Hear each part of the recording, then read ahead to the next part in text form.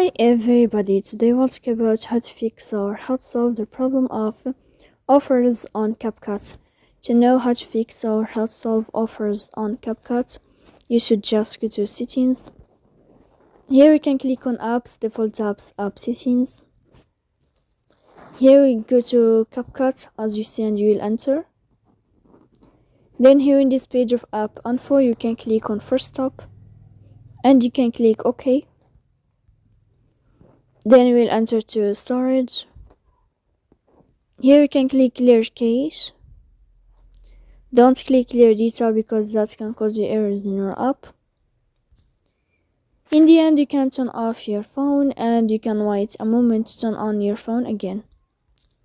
So please don't forget to support us by like and subscribe. See you next time in another video, and thank you for your attention and your watching.